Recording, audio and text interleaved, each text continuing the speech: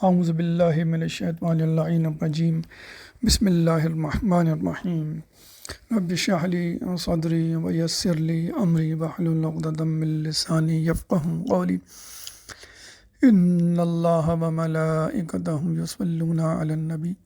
یا ایہا الذین آمنوا صلوا علیہ وسلموا تسلیما اللہم صل علی محمد وآل محمد وعجل فرجہم۔ سورہ بقرہ کی آخری دو آیات جن کو آیت آمن الرسول کہا جاتا ہے، آیت نمبر 285 اور 286 285 اور 286 بہت اہمیت کی حامل آیات ہیں، اور ان دو آیات کی فضیلت میں شیعہ سنی دونوں منابع میں بہت فضیلت اور اہمیت وارد ہوئی ہے۔ شان نزول کے حوالے سے کہا جاتا ہے کہ یہ آیت اللہ تعالیٰ نے خصوصی طور پر شب معراج میں آپ کو تحفے میں دیں، یعنی باقی آیات زمین پر اتریں اور یہ دو آیات آسمان پر۔ اور اس بات سے آپ اس کی اہمیت کا اندازہ لگا سکتے ہیں کہ اگر کوئی دنیا کا بادشاہ آپ کو تحفے تحائف بھیجے تو ان کی اپنی اہمیت ہوتی ہے، لیکن جب وہ آپ کو اپنے محل میں بطور مہمان بلائے اور پھر کوئی تحفہ دے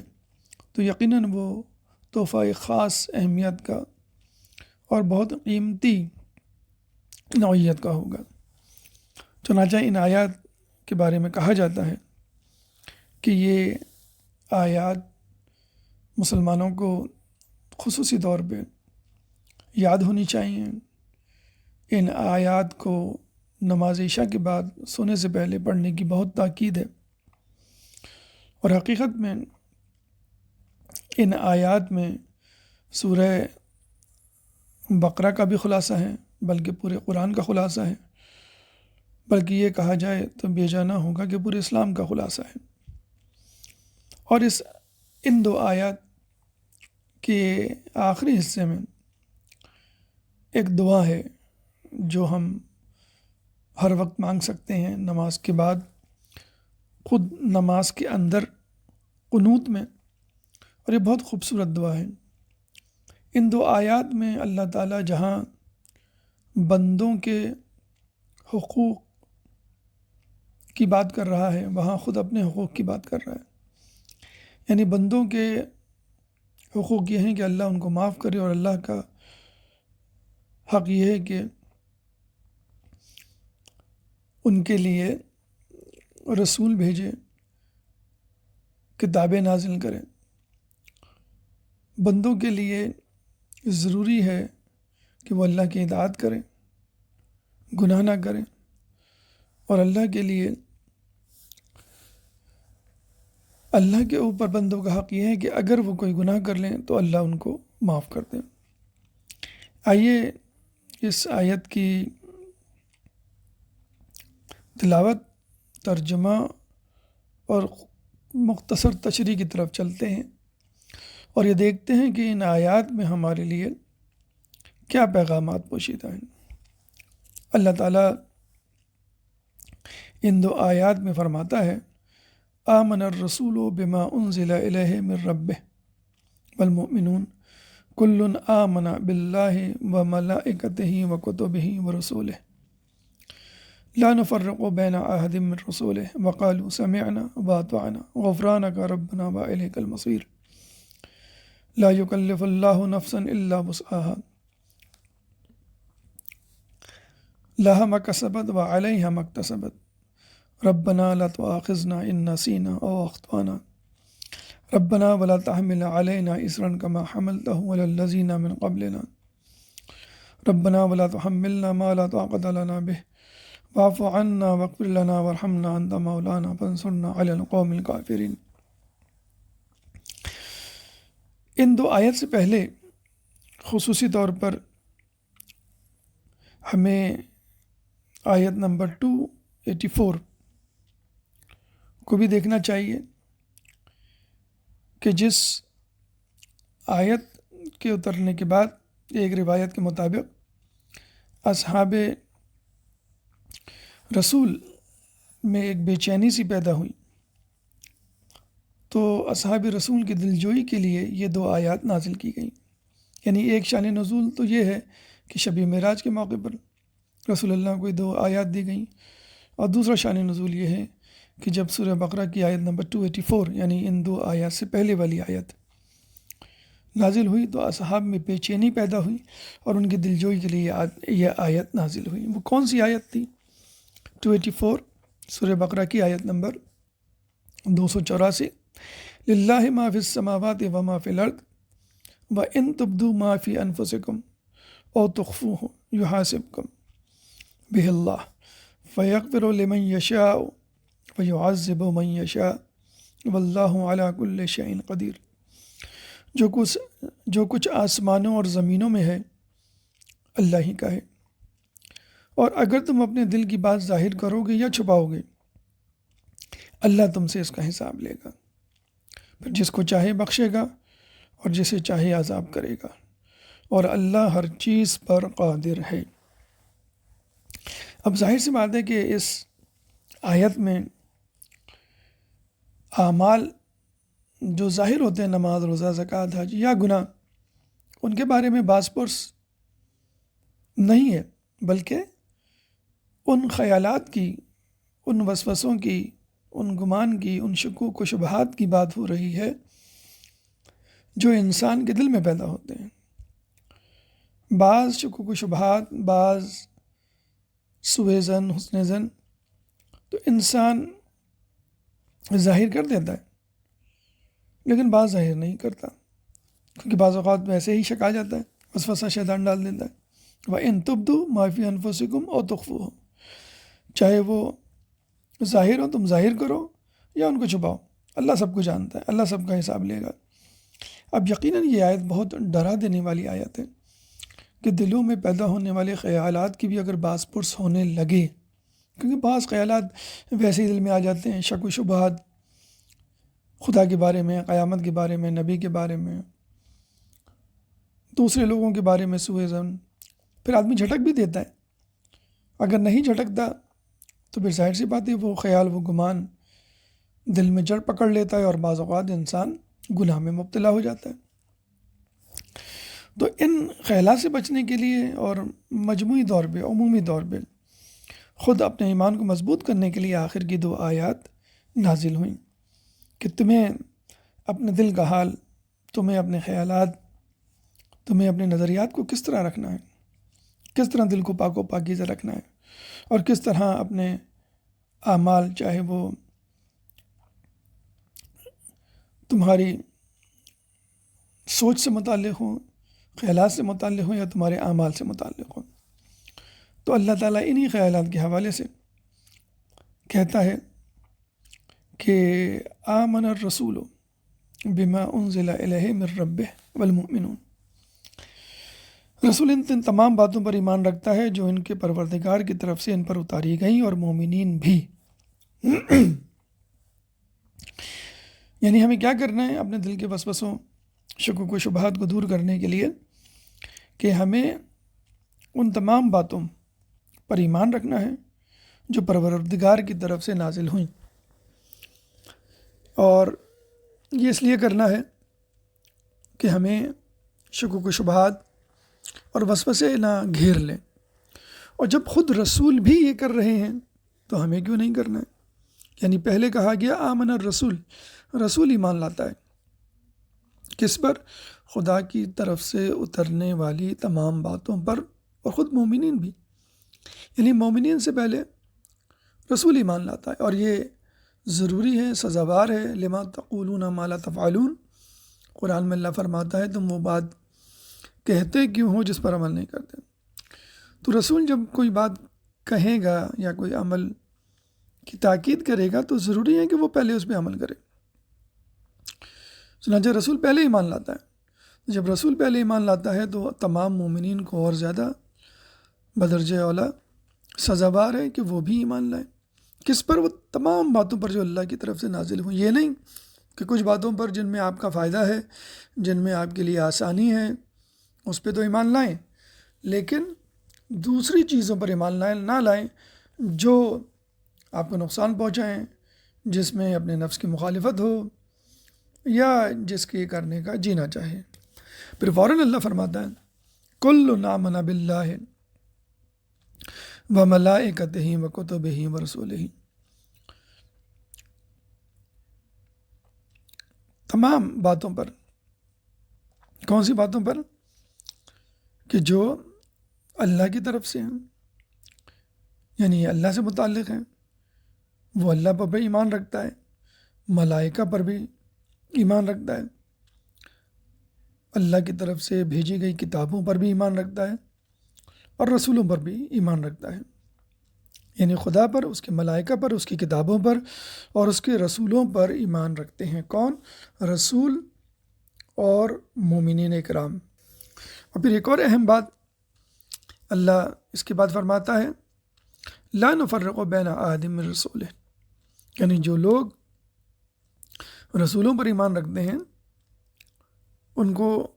ڈفرینشیٹ نہیں کرنا چاہیے، ممیز نہیں کرنا چاہیے، تفریق نہیں کرنی چاہیے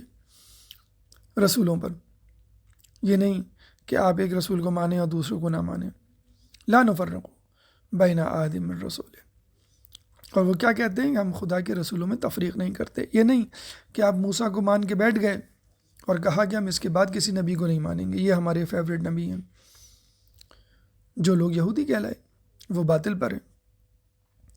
یا یہ نہیں کہ آپ نے کہا کہ بھئی عیسیٰ علیہ السلام پر ہم ایمان رکھیں گے، اس کے بعد کسی نبی پر ایمان نہیں رکھیں گے۔ یہ لوگ عیسائی کہلائے، یہ بھی باطل پر ہیں، بلکہ ہمیں تمام رسولوں پر ایمان رکھنا ہے، موسیٰ پہ بھی، عیسیٰ پہ بھی، ان سے پہلے نبیوں پر بھی،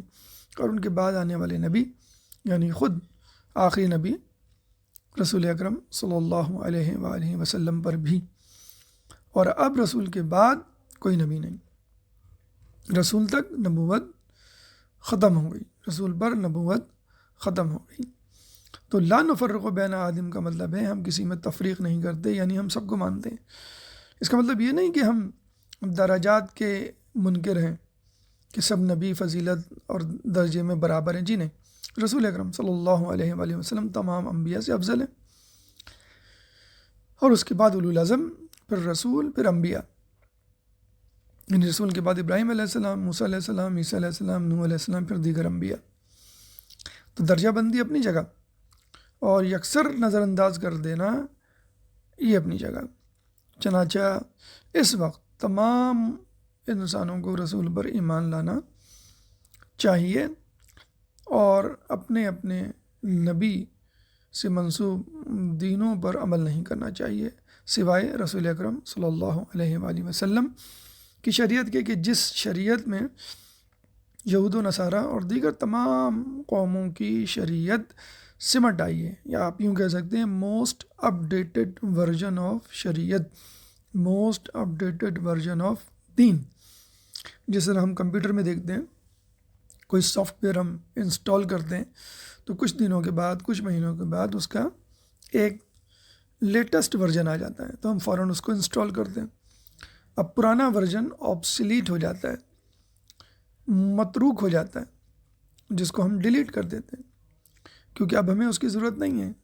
اب تمام features, latest features most up dated soft where میں آ چکے ہیں۔ جس طرح ایک موبائل کا ماڈل انٹروڈیوس ہوتا ہے تو اس سے پہلے کہ موبائل جو ہیں وہ قابل توجہ نہیں رہتے، اب یہ نہیں کہہ سکتے اس سے پہلے کا موبائل ہے زیادہ اچھا ہے۔ جو لیٹسٹ موبائل ہیں، جو لیٹسٹ مشین ہیں، وہ تمام فیچرز رکھتی ہے جو اس سے پہلے کی مشین، اس سے پہلے کی موبائلز میں تھی، اور مزید ایڈیشنل فیچرز بھی۔ تو اسی طرح اسلام میں وہ تمام خصوصیات موجود ہیں جو اس سے پہلے کے شریعتوں اور ادیان میں تھیں، اور مزید نئی باتیں بھی ہیں کہ جن پر عمل کرنا ضروری ہے۔ پھر ایک مومن کو کیا دعا کرنی چاہیے؟ وقالوا سمعنا واطعنا، مومن کو کیا کہنا چاہیے؟ اللہ کی طرف سے دی گئی باتوں ملائکہ کی طرف سے پہنچائی جانے والی وحیوں اور انبیاء کی طرف سے کی جانے والی تاکیدات کے مقابلے میں کیا کہنا چاہیے ایک مومن کو؟ مومن کو کہنا چاہیے وقالو سمینا و اطعنا، وہ کہتے ہیں کہ ہم نے سنا، یعنی فرمان الہی کو سنا اور اس کی اطاعت کی، یعنی سننے کے بعد ہم نے حیل و حجت نہیں کی، کوئی دلیل نہیں مانگی، کوئی سائنٹیفک پروف نہیں مانگا، کوئی عقلی جواز نہیں طلب کیا، کوئی معجزہ نہیں برپا کرنے کو کہا، فقط ہم نے سنا فقط اور ہم نے اس پہ عمل کر لیا۔ یہ نہیں کہ ہم نے کہا کہ ہم اس بات پہ 50% عمل کریں گے، 70% عمل کریں گے، بلکہ ہم نے تسلیم کر لیا۔ اور یہ ٹکڑا، یہ آیت کا جز کہ وقالوا سمعنا واطعنا ایک بہت اہم نقطہ ہے اس بات کی طرف۔ کچھ لوگ کہتے ہیں کہ بھی نماز یا روزہ یا دیگر عبادات یا مثلاً پردہ، اس کی سائنٹیفک دلیل کیا ہے، عقلی جواز کیا ہے؟ ٹھیک ہے، اس میں کوئی سائنٹیفک پروف بھی ہوگا، عقلی جواز بھی ہوگا، لیکن اگر ہم نہ پا سکیں عقلی جواز، سائنٹیفک پروف، تو یہ نہیں کہنا چاہیے کہ دین ناقص ہے، ہمیں یہ کہنا چاہیے عقل ناقص ہے۔ سائنس ابھی اتنی میچور نہیں ہوئی کہ وہ تمام دین کو پروف کر سکے۔ ٹھیک ہے، سائنٹیفک پروف ہوتے ہیں، بلکہ کچھ سائنٹیفک اور عقلی پروف جو ہیں وہ قرآن اور حدیث میں بھی دیے گئے ہیں، جیسے سومو تصحوا، روزہ رکھو اور صحت مند ہو جاؤ۔ اس کا مطلب یہ نہیں کہ اگر روزہ رکھنے پر آپ کو صحت نہ ملی، کمزور پڑ گئے مثلاً آپ، تو آپ کہیں کہ بھئی یہ تو غلط ہو گیا سائنٹیفکلی۔ وہ ٹھیک ہے کہ فائدہ ضرور ہوگا جلد یا بدیر، اسی طرح نماز، اسی طرح دیگر عبادات، تو سائنٹیفک پروف، عقلی جواز دینا چاہیے ان لوگوں کے لیے جو مانگے، طلب کریں، خصوصی طور پر نوجوان نسل۔ آج کل کے دور میں رہنے والے انسان سائنسی ثبوت مانگتے ہیں، عقلی جواز مانگتے ہیں۔ وہ لوگ جو دیندار نہیں ہیں، جو لوگ غیر مسلم ہیں، ان کے لیے یہ عقلی جواز اور سائنٹیفک پروف ہے۔ ہمارے لیے ایمان کی آخری منزل کیا ہونی چاہیے؟ وقالوا سمعنا واطعنا، ہم نے سنا اور عمل کیا، ہم نے کوئی دلیل نہیں مانگی، ہم نے کوئی جواز نہیں مانگا۔ جب ہم نے رسول کو سچا نبی مان لیا، آخری نبی مان لیا، تو پھر مزید کسی حیل و حجت، جواز طلب کرنے کی گنجائش نہیں۔ تو وقالوا سمعنا واطعنا کی منزل اس لیے تو اہم ہے، اور ایک حوالے سے بھی زیادہ یہ نقطہ امپورٹنٹ ہے کہ یہود اپنے زمانے میں، بنی اسرائیل کی قوم اپنے زمانے میں کہا کرتی تھی وقالوا سمعنا وعصینا، کہ ہم نے سنا اور ہم نے نافرمانی کی، ہم نے گناہ کیا، ہم نے انکار کیا، ہم نے انحراف کیا۔ نعوذ باللہ، اتنی نافرمان اور بدتمیز اور جسے کہتے ہیں ناشکری قوم تھی کہ اللہ کی آیاتوں کو تروڑ مروڑ کے پیش کرتی تھی، اللہ کے دین کو واضح طور پر صرف نظر کرتی تھی اللہ کے دین سے، اور واضح طور پر جسے کہتے ہیں مذاق اڑایا کرتے تھے نبی کا، اپنے نبی کا اور اپنے خدا کا، کہ ہم نے سنا وعصینا اور ہم نے نافرمانی کی، یعنی کہ بس ٹھیک ہے، بہت ہو گیا، نماز روزہ کر لیا، بس اب ہم نہیں کریں گے۔ مثلاً جب موسیٰ علیہ السلام نے ان کے کہنے پر اللہ سے دعا کی، اللہ میری قوم بنی اسرائیل کو ایک سرزمین عطا کر، ایک شہر عطا کر، ایک ملک عطا کر جہاں وہ رہ سکیں، کیونکہ مصر سے نکالے گئے تھے۔ تو اللہ تعالیٰ نے کہا فلسطین جاؤ، وہاں کا ایک بادشاہ ہے جو بدماش، ظالم، سرکش، طاغوت، باغی ہو گیا ہے، جالوت، اور وہاں کے لوگوں کو جو ہے وہ سبق سکھاؤ اور لڑو، اور اس سرزمین پر اللہ تمہیں فتح دے گا اور اس پہ قبضہ کر لو۔ تو ان بنی اسرائیل کے لوگوں نے کیا کہا کہ لا اقعدن، ہم تو یہیں بیٹھے رہیں گے، اے موسیٰ تم جاؤ، تمہارا خدا جائے، تم دونوں لڑو، ہم یہاں انتظار کریں گے، کب فتح آئے پھر ہم جائیں گے۔ یعنی نعوذ باللہ واضح طور پر انکار کر رہے ہیں۔ پھر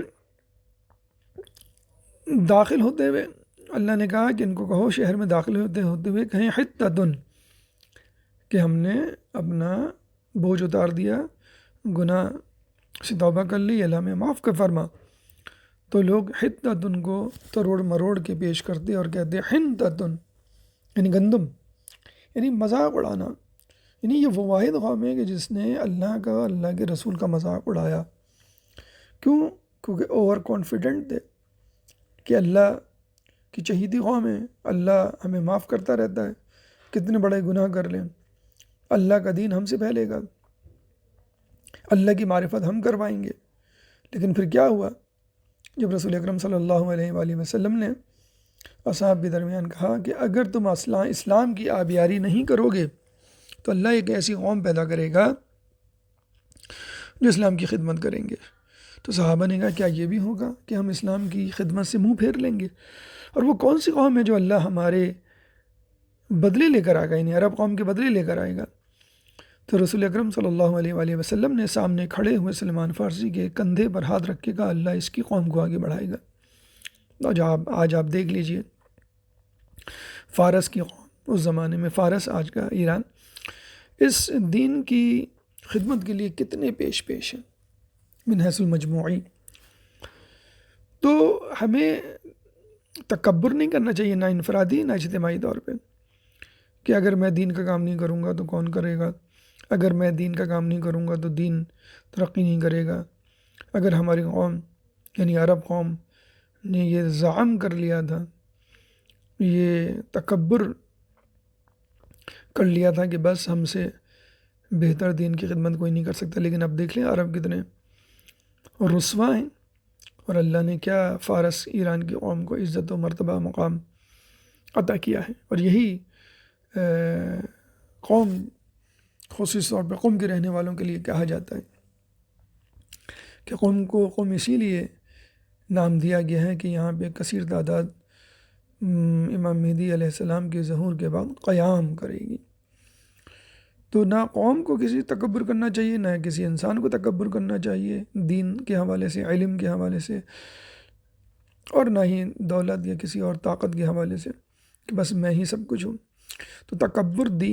طاقت اور دنیاوی جاہ و جلال یا دولت کا نہیں ہوتا فقط، بلکہ تکبر علم اور دین کی خدمت کے حوالے سے بھی پیدا ہو سکتا ہے، دینداری کے حوالے سے بھی پیدا ہو سکتا ہے. میری نیکی بہت ہے، بس میں تو اللہ کا چہیتا ہوں، میں تو جنتی ہوں، دوسرے نافرمان ہیں، دوسرے دوزخی ہیں. تو ہمیں کہنا چاہیے وقالوا سمعنا واطعنا، اور مغفرت طلب کرنی چاہیے. اپنے آپ کو معصوم نہیں سمجھنا چاہیے، معصوم بھی اپنے لیے مغفرت طلب کرتے تھے. خود رسول اللہ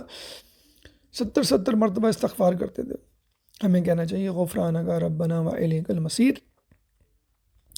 یہ اللہ ہم نے فرمان الہی سنا اور اس کی اطاعت کی، پروردگار ہماری ہمیں تیری مغفرت درکار ہے اور ہمیں تیری ہی طرف پلٹ کر آنا ہے. اب یہاں تک گفتگو جو ہے وہ ان لوگوں کے بارے میں تھی جو ایمان لائے اور جو تفریق نہیں کرتے انبیاء میں اور مغفرت طلب کرتے ہیں. اب اللہ تعالیٰ ایک قانون پیش کر رہا ہے ان لوگوں کے لیے کہ جو تکلیفوں سے گھبرا جاتے ہیں اور یہ سمجھتے ہیں کہ اللہ نے ہم کو بہت زیادہ نقصان میں، تکلیف میں، آزمائش میں ڈال دیا، اوروں کو نہیں ڈالا. اللہ آیت نمبر 286 کے شروع میں فرماتا لا یکلف اللہ نفسا الا وسعها، اللہ کسی پر اس کی استطاعت سے زیادہ بوجھ نہیں ڈالتا. تو اگر آپ پہ بیماری کی آزمائش ہے، اگر آپ پہ غربت کی آزمائش ہے، اگر آپ پر کسی اور کی آزمائش ہے، تو سمجھ لیجیے اللہ تعالیٰ نے آپ کی کیپیسٹی کو، آپ کی طاقت کو مد نظر رکھتے ہوئے آپ پر بوجھ ڈالا ہے. خود رسول کی امت کو وہ تکلیف نہیں دی جو پہلے کی امتوں کو، آزمائشیں نہیں دی جو پہلے کی امتوں کو دی گئی ہیں، جس کا تذکرہ بھی آگے آئے گا. اللہ فرماتا لا یکلف اللہ نفسا الا وسعها، اللہ کسی پر اس کی استطاعت سے زیادہ بوجھ نہیں ڈالتا. لہا ما کسبت وعلیہا ما اکتسبت، جو کچھ نیک کام انہوں نے کیے وہ ان کے لیے اور جو کچھ برا کیا وہ ان کے لیے. یعنی اب ہمیں تکبر نہیں کرنا چاہیے کہ اب ہم شہیدی قوم ہیں اور باقی جو ہیں وہ جہنمی، باقی امتیں نہیں، سب کو اپنے اپنے حساب سے قیامت میں صلہ دیا جائے گا، برائیوں کی صورت میں عذاب، اچھائیوں کی صورت میں جنت کی نعمتیں۔ پھر یہاں سے ایک دعا شروع ہوتی ہے جو ہمیں ہمیشہ یاد رکھنی چاہیے، نمازوں میں قنوت میں پڑھنا چاہیے، نمازوں کے بعد چلتے پھرتے، بہت خوبصورت دعا، ربنا لا تؤاخذنا ان نسینا او اخطانا، اے اللہ ہمارا مواخذہ نہ کر، کب؟ ان نسینا و اخطانا، جب ہم بھول چوک یا جان بوجھ کے گناہ کر بیٹھیں، یا تو گناہ سہون ہوتا ہے یا عمدن ہوتا ہے، سہون یعنی غلطی سے، اور عمدن یعنی جان بوجھ کے، دونوں صورتوں میں اللہ ہمیں معاف کر۔ ویسے تو یہ کہنے کی ضرورت نہیں ہے کہ بھول چوک کا گناہ معاف کر، کیونکہ اللہ تعالیٰ بھول چوک یا غلطی سے، غلطی کا مطلب ہے کہ غفلت میں کوئی گناہ کر جائے پھر بعد میں اس کو خیال آئے، وہ تو ویسی باز پرس اس کی نہیں ہوگی۔ ہاں اگر جان بوجھ کے گناہ کیا تو جب تک آپ توبہ نہیں کریں گے وہ معاف نہیں کیا جائے گا، لیکن پھر بھی ہم کہہ رہے ہیں کہ بھول چک والا گناہ معاف کر، کہنے کا مقصد یہ ہے کہ اللہ تو ویسے ہی معاف کرتا ہے، لیکن ہم پھر بھی محتاج ہیں، یعنی اللہ تعالیٰ کوئی اپنے عدل سے تجاوز نہیں کرے گا، اللہ ظلم نہیں کرے گا، اللہ بھول چک کے گناہ ضرور معاف کرے گا، لیکن اللہ چاہتا ہے کہ ہم اپنی زبان سے بھی کہیں تاکہ ہاں تواضع و انکساری کا اظہار ہو، تاکہ مخلوق اور خالق میں فرق رہے اور انسان کسی تکبر کا شکار نہ ہو۔ پھر انسان کو دعا کرنی چاہیے، ربنا ولا تحمل علینا اصرا کما حملتہ علی الذین من قبلنا، اے اللہ ہم پر ایسا بوجھ نہ ڈال جو تو نے ہم سے پہلے کی امتوں پر ڈالا ہے۔ یقیناً پہلے کی امتوں پر جو بوجھ، آزمائش اور سختی تھی وہ ہم پہ نہیں ہے۔ پہلے نماز مسجد میں پڑھنا ضروری تھا، مسجد کے علاوہ نماز قبول نہیں ہوتی تھی۔ پہلے اگر آپ رات میں سو گئے تو سو کے اٹھنے کے بعد آپ کچھ نہیں کھا سکتے تھے، یعنی سحری نہیں تھی یہودیوں کے مذہب میں۔ پہلے اگر قربانی کرنی ہوتی تھی تو آپ کو بیت المقدس جا کر قربانی کرنی ہوتی تھی، اپنے اپنے شہروں، اپنے اپنے ملکوں میں نہیں قربانی قبول ہوتی تھی۔ پہلے اگر کوئی نجس چیز کپڑے پہ گر جاتی تو وہ حصہ جہاں وہ نجاست گرتی وہ ٹکڑا کاٹنا پڑتا تھا، دھو کے نجاست صاف نہیں ہوتی تھی پہلے۔ تو آپ دیکھ لیجئے کتنی مصیبت اور مشکلات اور آزمائشوں سے گزرے پہلے کی قوم، تو امت محمدیہ کو تو بہت آسان دین دیا گیا ہے۔ شب قدر 1000 مہینوں سے بہتر ہے، شب قدر میں جاگ کر آپ 1000 یعنی 83 سال پوری عمر کے برابر عبادت کا صلہ جو ہے، ثواب جو ہے وہ حاصل کر سکتے ہیں۔ تو اللہ تعالیٰ نے یہ ہماری دعا قبول کی ہوئی ہے،